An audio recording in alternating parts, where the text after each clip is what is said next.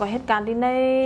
ห้องมอนเซอร์นะคะเนาะห้องมอนเซอร์เนี่ยก็มานั่งในคิดดีวีห้าเนี่ยดีเฮโรคร้ายเฮสันเทเขาเนี่ยเขาก็เจ็บตื้อยาเขาก็พูดเลยเขาลาดว่ายาดีเจสิคัมนะคะเนาะนั่นแหละว่าเขาได้ใจตื้อพองดีเขาดีกว่ามีลองคอมสองน่ะเนาะแต่ว่าได้ก็ใจยาเฮสันเทแต่ว่าเขาวนว่ามันเป็นยาใหม่ว่ายาขอค่ำเนี่ยวิเขายามพันในบนมดในมันเดมีเหมือนจังว่าแตกทอไซคลินเอาไว้ก็จะเป็นซีโดไมซินแต่มี2 อันด้วยกันว่าอันเป็นขอค่ำเนี่ยวิเขายามพันเนี่ยยา2 อันเนี่ยมันใจยาให้กังสันเทกัมซื้อนั่นน่ะน้องๆให้มันลดเพลดป้าตั้งต้องก่อมป้าตั้งเปลี่ยนก่อมจับในได้ก็อันแค่ในบนมดได้ก็จะเป็นทงยางนั่นน่ะเนาะทงยางได้ก็ใจตื้อให้มันแค่ในบนมดแล้วค่ะอย่างในยาให้กังสันเทจะนั่นในเฮไรเอาสันเทก็กะเหมือนจังว่าอยู่เนี้ยจอมกันให้แล้วเขากะกินกำเร็วก็เพราะว่ามันยามือไข่เอาโกงในได้ก็มันเฮไรถึง6 ปากเต็มมันจังจับไหลอยู่นั่นน่ะเนาะ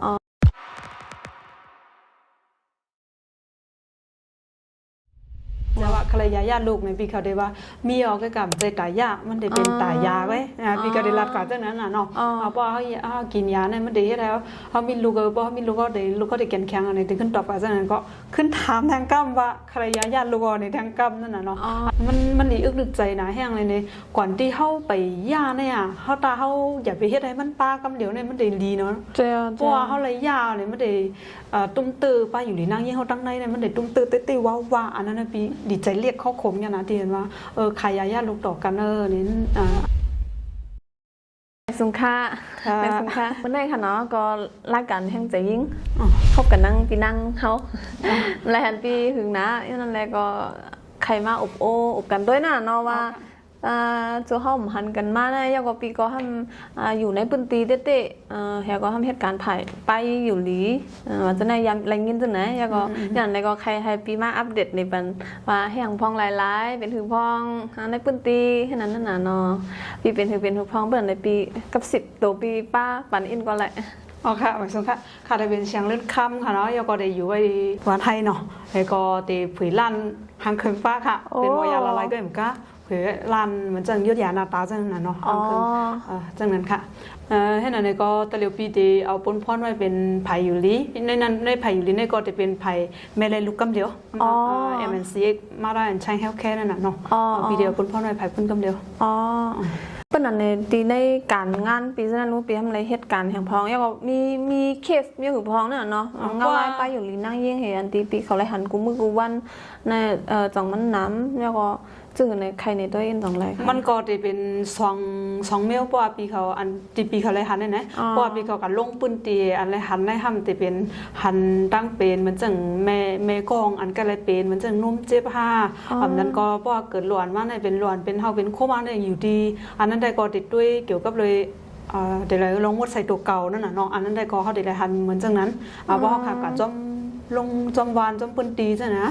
ยาก็เด็กแกหันนั่งยิ่งเขาค่ะว่าเห็นเลี้ยงลูกเยาว่ามันจังทบปัญหาคนโฮงแห้งหนาล่าเนี่ยอ่ำยูรีเนี่ยยอมกันเนี่ยเดี๋ยวเลยทบยาจะในกำน้ำเนาะเพราะว่าปีเขาลงวันก็กล่าวว่าอยู่ที่ปีเขาอยู่ที่ห้องยาแฮปีเขาด้วยถึงปันป้าอยู่ดีก้นวันก้นเมืองได้ก็ปีเขาเด็กแกหันมันจังว่าตั้งเป็นสปริตเขาสังเสียงเนาะอันจังจับเลยลงห้อม2ใช่ไหมเนี่ยมันก็เด็กแกหันกำน้ำเนาะจังอยู่ดีเสียงกอลีว่าเอาอยู่ที่ลานกอลีว่าเอาอยู่ที่ห้องยากอลีอันนั้นก็หันนำให้เปิ้ลในปีนี้เนี่ยมันได้เป็นอันจากนั้นพุงนำให้เปิ้ลพุงขึ้นนำให้เปิ้ลเมื่อกี้พี่ว่าตีในปีในนาดีปนพ่นปีก็หับการว่าภายป้าอยู่ดีนั่นเนาะแล้วก็มีเปิดร้านเสริมสวยร้านภายป้ายทางนี้ก็มีนะเนาะยอดทางนึงปีลงวันไปค่ะเนาะลงวันได้เพราะปีเขาลงวันปีก็ให้อย่างใครเพราะปีเขาลงวันนึงบอกบางปอกก็เขาได้กับปันเปิ้ลฮูป้าอยู่ดีก้นวันบางปอกก็กำนำได้ก็ปีเขาได้กับลงยุดยาปันปอมีคนเมืองในวัดลงกัดถึงอย่างในอันเป็นไก่ห้องยาสังสิงอันจังกว่าเจ้าหน้าในก็ปีเขาเดียวตั้งอียาเฮยก็แห้งก้นเฮา7 ก่อเฮนี่เด่นลงกว่าก็กัดด้วยถึงบันถึงติอันเดียนไก่ห้องยามันจังบางทีในบันเด็กก็ห้องยาในเป็นเลยใจข้าวย่ำเป็น2-3 ชั่วโมงน่ะเนาะเพราะมีรถมีกายนี่ก็แค่นยาเพราะมีรถมีกายในมันได้ไปกว่า1 วันวันไปเจ้าไหนเหมือนจังนั้นต่อถึงมาเลยก็ตึกมีรถมีกายอะไรไปจังก็มีกำน้ำใกล้ๆตะลิวได้ก็ก้นกับก้นมันนำไปก็อันไปก่อนในเปิ้นหันเปิ้นหับกว่าจังในก็มีอยู่ก็ บอกว่าป้อมเนี่ยไหนก็หวังปอกมาป้อว่าเป็นคึกคักเป็นหยาบผืดเฮทำเรื่องกว่ามาไปก็หยาบให้นั้นสองมีเหมือนเดว่าคือหวังเจอดีตันเป็นตันลูกอะไรลูกจะได้ก็สองมีค่ะเพราะว่าเข้ามาด้วยแต่เหลียวได้ก็อย่างนี้มันแค้นมาหล่ะเนี่ยก็เพราะว่ามีหมอยาลงบันเปิ้นดีน้ำเพราะยาก็ทางอันนึงหนังเฮวันอันที่ไกลห้องยานั่นนี่เปิ้นก็กับตังบันห้องยาจะนี่ก็มีมาก็มีอยู่อย่างนี้ในครั้งปี2 ปีมาได้เหมือนจังว่าอันเกิดลูกเฮตายสังสินจะได้ก็บ่มีน้ำนั่นน่ะเนาะเป็นจังนั้นกำน้ำได้ก็ได้เป็นSTD น่ะเนาะเจ้าว่าเป็นจังนั้น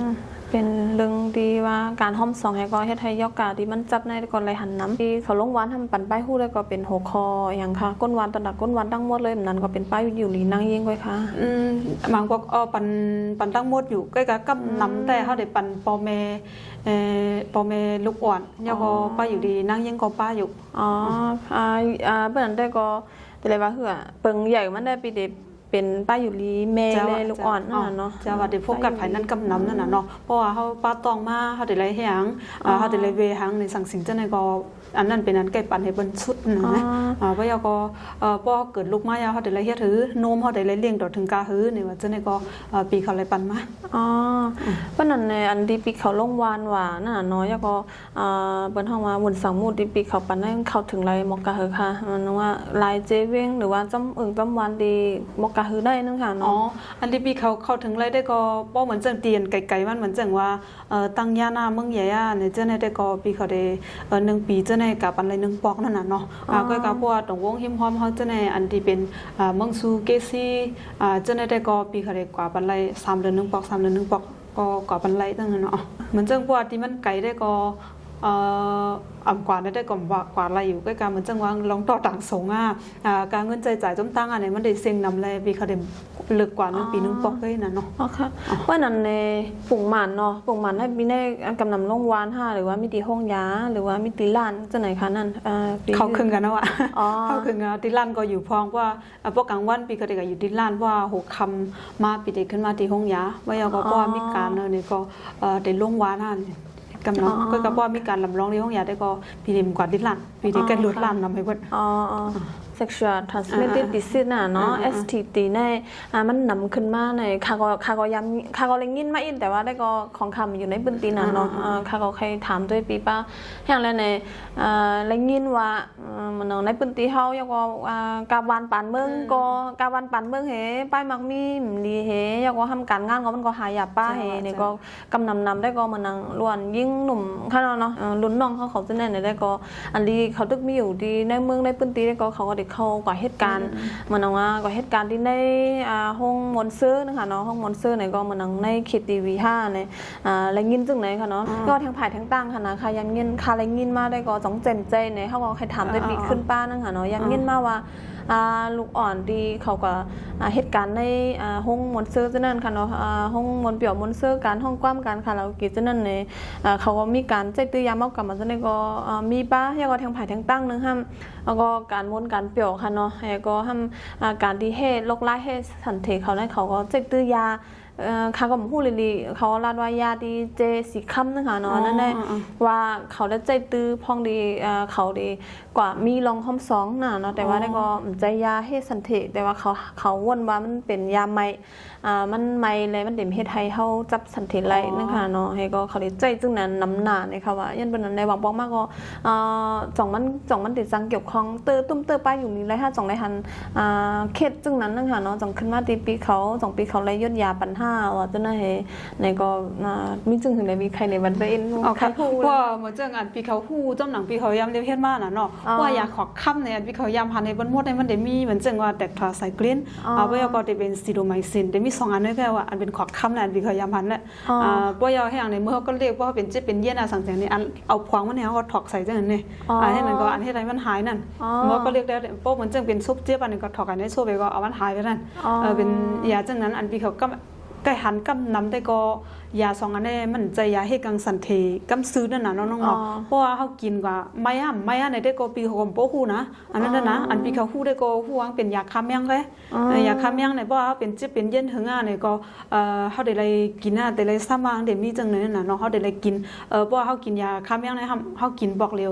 ให้นั้นเยากับมันไรเพราะเขากินนึงปอกก็เขาได้เลยกิน3 วันเนี่ย5 วันเนี่ย7 วันเนี่ยเป็นได้เลยกินจังนั้นเพราะว่าเขากินกว่าเด็กๆเนี่ยพ่อนให้มีจังหือหล่ะเนี่ยนี่ดิจังเฮ็ดให้ในหมอบลืนยานั่นน่ะเนาะอ่อนดังสุดลืนยาเพราะเขาเปลี่ยนมาเนี่ยเขาได้กินกำเหลวให้นั่นก็มันเต็มเตือว่ะเขาได้เลยกินสูงนั่นแทงว่ะมันก็อียาจ้าเนี่ยอันเขากินอุดาเซเนี่ยเขากินแทงก็มันเต็มเตือมันได้มีน้ำกัดหางนั่นน่ะเจ้าว่ามันได้มีน้ำกัดหางแล้วก็ปกติมาได้เลยกินยาต่างมิ้วฮะเนี่ยได้มีเจ้าในนั่นน่ะดิเด้งได้เพราะว่ายาขอค่ำเนี่ยได้ให้มันว่าเป็นยาให้ลูกเนี่ยได้ก็ปียำหูก็กะเข้ากับหูน่ะเนาะก้มรัดซื้อได้ก็มีอ่ะก้มรัดซื้อดิล้าน5ในสังสิงกำนำได้ก็ได้ซื้อดิล้านนั่นน่ะเนาะเพราะว่ามาซื้อดิล้านได้ปีเขากับหูนะว่าได้เอากาโดยล็อกไล่อย่างได้ก็ปีเขากับหูนั่นน่ะเนาะเพราะว่ามาซื้อได้ก็อันปีเขาเลยขายบันได้ก็มันก็มีอยู่ค่ะอันดียานะมันยาปันไรนะเป็นยาเจ็บยาคาแมงเจ้าว่าคาปันมุ้งแมงอย่าไปมุ้งแมงเขาในตัวนึงก็เป็นน้ำเสียงหังกันดังการแห่กังสันเทอีหลงเจ้าว่าเพราะเขากินได้เนี่ยเมื่อเขาก็เรียกว่าสังสิงเจ้าในปันมันได้เฮ็ดให้เคี้ยวเพราะว่าสังสิงเจ้าในเหลืองบ้านะมันเป็นจังนั้นถามได้ปีเก่าเมื่อก็เรียกอะไรย่านน้ำไปเพราะว่าให้มันเปลี่ยนอันเฮกังสันเทเต้ให้มันลดเพลดป้าตั้งต้องก่อมป้าตั้งเปลี่ยนก่อมจับในได้ก็อันแค่ไม่บนมดได้ก็จะเป็นทงยางนึงอ่ะเนาะทงยางได้ก็ใจตื้อให้มันแค่ไม่บนมดเราค่ะอย่างในยาเฮกังสันเทเจ้านั่นในเฮอะไรเอาสันเทก็กะเหมือนจังว่าอยู่เนี้ยจอมกันให้แล้วเขากะกินกำเหลวก็เพราะว่ามันยามือไข่เอาโคงเนี่ยได้ก็มันเฮอะไรถึงหัวปากเต็มมันจังจับไหลอยู่นั่นน่ะเนาะมันเป็นจังนั้นเดี๋ยวก็ยาเฮ็ดลูกอ่อนว่าในเพราะว่าเขากินลงกว่ามันจะอันตรายเฮ็ดให้ลูกอ่อนเขาตกเลยเจ้าเขามีลูกแหวกก็เดี๋ยวตื่นมีไหวนั่นก็ว่ามันเขาก็ใครกินก็มันเด็มเฮ็ดให้ลูกอ่อนเขาตกเลย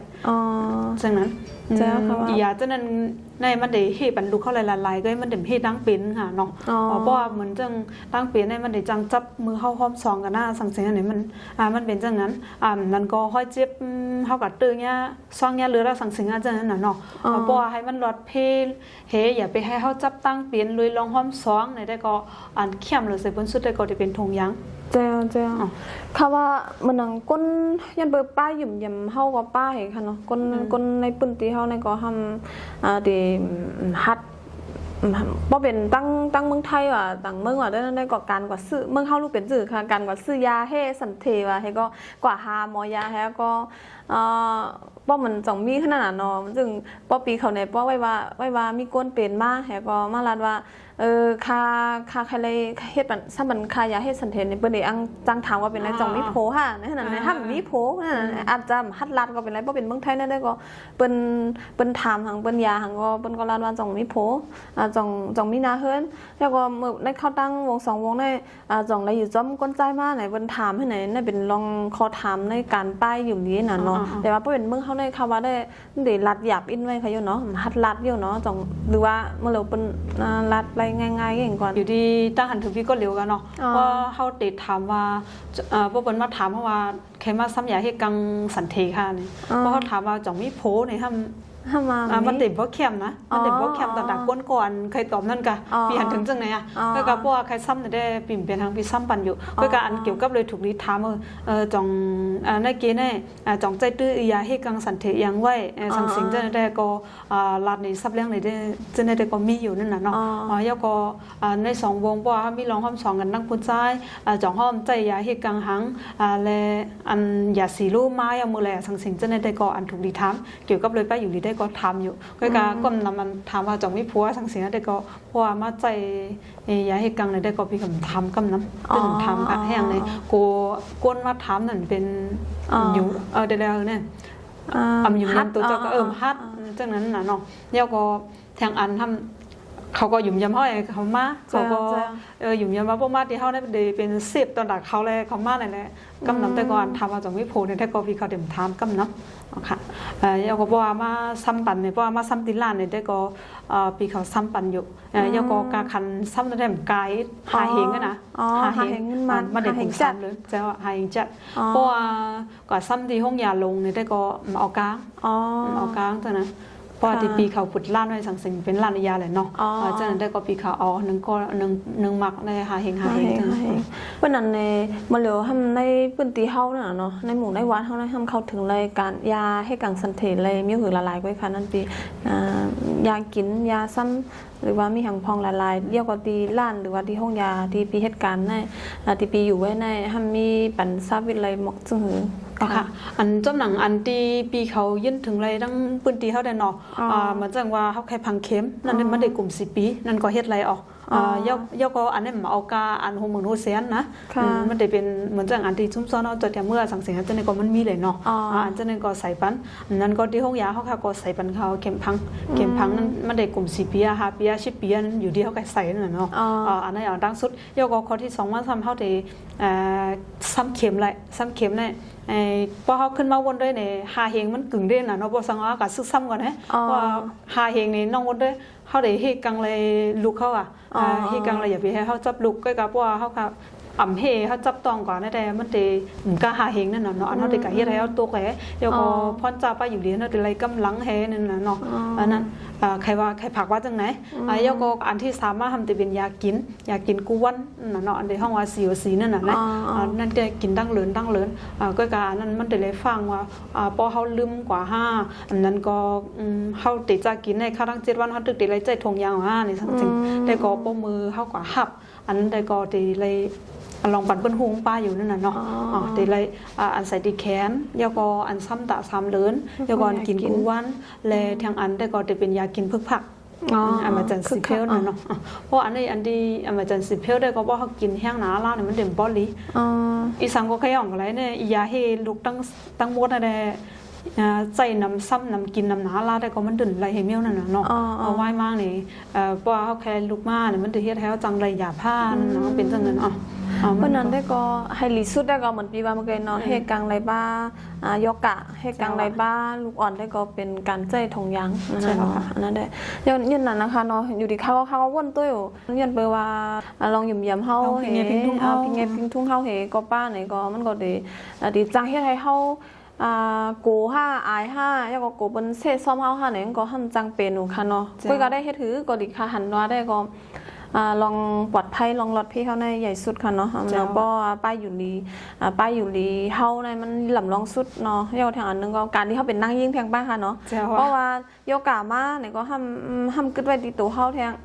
เพราะว่าเขาก็กินอันดียาดีมันเมียนมิวมันเนี่ยก็ห้ามมาสั่งตัวเฮาแทงแต่ก็บางปอกมาป้อพร้อมตัดเลยมีลูกอ่อนแต่ก็เขาทำกินยาดีมันเมียนไล่มันเนี่ยก็ทำพอติดพอมีลูกอ่อนมาพอจับต้องมาก็ทำมาหยาบแทงตีเข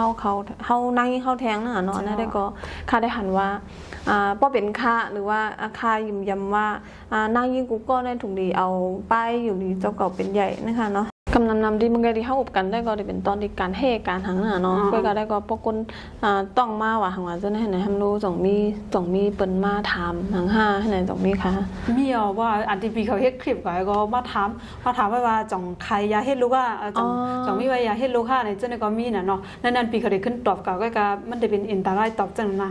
เป็นมาถามยาลูกแต่ว่าใครยาลูกในปีเขาได้ว่ามีก็กับใจตายยามันได้เป็นตายยาไว้ปีก็ได้รัดกว่าจังนั้นน่ะเนาะเพราะเขากินยาเนี่ยมันดีแล้วเขามีลูกก็มีลูกก็ได้แข็งแข็งอะไรที่ขึ้นต่อไปจากนั้นก็ขึ้นถามทางกำว่าใครญาติลูกในทางกำนั่นน่ะเนาะอันนี้ว่าพี่มาหันว่าเกี่ยวจากไหนขึ้นกว่าหันเป็นญาติอันดินเป็นใครญาติลูกนั่นน่ะเนาะมันแต่อะไรมันดีนึกเจอจังกะใครว่าเนี่ย มันดีอึกนึกใจนะแห้งเลยเนี่ยก่อนที่เฮาไปย่าเนี่ยเฮาตาเฮาอย่าไปเฮ็ดให้มันปลากำเหลียวเนี่ยมันได้ดีเนาะ เจ้า เพราะว่าเฮาเลยย่าเนี่ยมันได้ตุ้มตื้อป้าอยู่นี่นั่งยิ่งเฮาตั้งในเนี่ยมันได้ตุ้มตื้อเต้ๆว้าๆอันนั้นน่ะพี่ดีใจเรียกเขาขมกันนะที่เห็นว่าขายยาลูกต่อกันนี่อันนั้นน่ะ เปิ้นนั้นปองว่าได้ก็ในพื้นที่เฮาได้ก็เปิ้นก็ใจตื้อยาลูกมีการที่มันต้องมาให้ก็กินยาก็มีตั้งนำนั่นน่ะ เต็มมีอยู่นะน้องเขาไปชัดด้วยเหมือนจังว่าขายยาลูกในกองเต็มมีไว้หังอันตกลูกก็สังสิงอะไรมีไว้ดังนำจังนั้นนะเพราะอาหารจังนั้นในปีเหมือนจังว่านึกใจนั่นน่ะเนาะใจเรียกชอบนั่นน่ะเนาะอันปีแค่ว่าได้อันปีแค่ว่าสุดแต่ตาเฮาอย่าไปเฮ็ดให้มันปลากำเหลวแนวว่ามันได้ดีเบิ่นแนวเนาะอย่าว่ามันได้รสเพศน่ะเฮาสังเกตว่าเฮากินยาลูกกว่าให้ลูกอ่อนโหเลือดเฮาลงหมดลูกเลือดเฮาลงหมดนี่ก็มันได้จังเฮ็ดให้เฮาเป็นเลือดถอกนั้นก็เลือดเท่าล่วงให้เฮาสำบ่ลุ่มละจังเฮ็ดให้มงเมียงเข้าจังเฮ็ดให้ห้องลูกเฮาหนาวว่าสังสิงก็บ่เปลี่ยนมาจังนั้นแล้วก็อันนั้นก็เฮากินยาลูกเฮียงหนาอ้าวนี่ไว้ในมาเพราะเฮาใครเลยลูกอ่อนสังว่าเฮาพร้อมตอนน่ะติๆหน้าเฮือนสังสิงอันนี้เฮาใครมีลูกมีร่างมาเนี่ยนั่นก็ได้อยากทางอันมันเป็นจังได๋แล้วก็ทางอันทำบ่กินเนี่ยทำตกลีแล้วก็ทำก็ตื้อสร้างลูกอ่อนทำเกิดมาทำลูกอ่อนทำอาจจะมีเต็มโทนว่าจังได๋ก็เป็นไรแถวว่าเนาะกินให้มันตกนั่นน่ะเนาะก็ได้เฮ็ดให้หลวในตีนมือเต็มโทหน้านักซบเวียงตามเลียเนี่ยหมอเปลี่ยนมาจังนั้นนั่นน่ะเนาะเพราะกินให้มันตกครับพวกกินให้มันตกก็มันสร้างกินให้มันตกก็มันสร้างเป็นจังนั้นนั่นว่าเมื่อนั้นได้ปองว่าไฮลิสุดก็เฮกังหลีกว่าเนาะเฮกังให้มันถูกเมียนลอกไล่หลีกว่ามันก็ได้หลีพอที่เป็นพ่นหลีแล้วก็แนะนำให้เปิ้นสุดได้ก็ใจถุงยางเนาะการดีกว่ามีรองห้องซองใครก่อเหตุการณ์คือก็เฮาคาว่าได้ก็มันก็ผิดเผยมันเป็นหังมันเป็นตั้งเลือกของเฮาแต่ว่าได้ก็เฮาก็รู้เลยฮักตัวเฮาแน่ได้ก็ใครฝากจังไหนคะเนาะค่ะเพราะว่าการที่เฮาใจอยากถุงยางได้ก็มันเฮ็ดอะไรดังยินดังใจน่ะเนาะมันว่าเฮ็ดดังนั่งยิงเฮาก้อยนี่เพราะว่ามันจังแต่มีคนใจหนุ่มเขาเก็บใจในสังสิ่งนั่นก็มันก็เป็นรองรถเพดอนดาตั้งยิงตั้งใจการที่เขาใจทงยางนั่นน่ะเนาะมันรถเพลูกก็ห่ำจับไปยาก็ตั้งเป็นก็ห่ำจับยาก็ตั้งเป็นให้ก็เขาได้เฮอะไรตั้งยิงตั้งใจห่านี่มันก็เป็นจังนั้นก็พอนดีมันเนาะก็บ่ได้ก็อะไรมาอุบปีไหนก็อะไรว่ากำนิดเด้ๆเนาะเขาก็ยินหลียินส้มตีเขาเลยมาอุบโอกันที่ไหนป้อมื้อนามาก็เขาก็เอาอุบโอกันแทงค่ะแต่ว่าได้ก็มันได้ว่าหือป้อตอนดับป้าอยู่ลีนั่งยิงว่าในก็ป้อว่ามันไกลดีก็ลาดกว่าเนาะมันนั่งในปืนตีจอมตั้งงานเมืองใหญ่ค่ะเนาะจอมเกซี่ว่าของจะได้ก็เข้าถึงไปอยู่ลีไลน์ค่ะเนาะยอดทางอันนึงก็ลองห่มล้มให้บนห้องว่าให้ป้อมันใจนั่นก็ตึงปังก็ไล่เนาะมันนั่งเพราะว่าถ่อม5 2ก็อุบกันแฮะก็บ่มีข้อถามนี่ก็ถามเฮาคาที่ในคอมเมนต์ก็ไล่เนาะมันนั่งว่าใครอุบโอ้ใครถามนี่ก็ถามมาที่ในคอมเมนต์เฮาก็ได้ตอบปันไล่ป้าจ้อมเนาะนั้นก็เพราะว่าอยู่ที่ในพื้นที่อันที่มันเคยปีเสียงเลื่อนลัดก่อนนั่นนี่ก็หาไล่หาตึงปังไล่นั่นน่ะเนาะลึกสุดได้ก็ใครปันแห้งว่าใครให้เอาตัวเจ้าเก่าเป็นลำลองป้าอยู่นี่นั่งยิงเป็นลำลองค่ะวันนั้นในยูทูบพี่ก็ส่งใครฝากอย่างแทงเนาะค่ะเกี่ยวกับเลยไผ่ป้าอยู่ริมแม่เล่นลูกค้าในอันปีเด็กก็เฮ็ดคลิปแล้วก็ต่างก็ได้มีไว้ในที่ทอกปีตั้งน้ำที่ทอกปีก็ได้ว่าช่างเล่นคำไหนได้มันจังว่าเพราะเขากินยาให้กังแห้งหนาล่าเขาจังเป็นหังบ่มกินเขาจังเป็นหังในจังไหนก็มีเพราะยังเพราะเขาป้าต้องลูกอ่อนเขาเหมือนหือมันหลอดเพเหมือนหือมันเป็นเพเนี่ยก็ลาดให้ก็ในที่ทอกปีก็ลาดได้ตั้งน้ำเพราะว่าใครเข้ากับเต้ยเนี่ยก็เขาเต้ยไรค่ะเพราะนั้นบอกว่าบ่มีข้อถามหางเพราะว่าใครเลยป้ายหู้ไผ่นั่นเนี่ยก็ติดตามตีใน TikTok ปีเสียงเลื่อนไลน์นั่นค่ะเนาะค่ะเพราะนั้นในยิ้มจ้มนำค่ะเนาะตอนมื้อนั้นก็ยุ่มย้ำว่าเฮาสองก็พี่น้องได้ก็มาอุบโอกันแต่ว่าได้ก็ยังไปวางเป็นรองเฮาน่ะเนาะนั่งยิงเหมือนกันเป็นรองนั่งยิงเฮาเป็นรองที่ในวันในเมืองเฮาที่มันเป็นนี่ก็มุมมองว่าก็สิเป็นพ่อนดีเนาะติเลยฮู้ข้อมูลกันกว่าว่าได้จังหาตื้อใต้ก็เลยเพราะว่าโหลข้อมูล5แล้วก็โหลตั้งใจแถม5นี่ก็ติเลยฮู้ดีมันนั่นค่ะเนาะยอดทางก็ล็อกไล่กันที่เฮาค่ะได้ลุ่มลาดตัวเจ้าก็หังก้อยก็หันว่าติไลป้านี่ก็ยิ้มว่าจะเป็นพ่อนรีอยู่ในส้มปีบ้านำค่ะแล้วก็ใครขึ้นลาดบ้านนั่นน่ะมันจึงอันเขาคำว่าลาดเนี่ยกำกลมปองใจว่าเขามาควักเสร็จก็จังนั้นมันใจนั่นน่ะเนาะเขาก็มีเจตนาเลี้ยวก็มาไม่ใจดนาที่เขาเป็นนั่งยิงหนังกันแล้วเขาก็มาลาดนี้มาใครในกันก็น่ะเนาะตั้งคนถามตั้งคนร้านค่ะจะมาค่ะค่ะ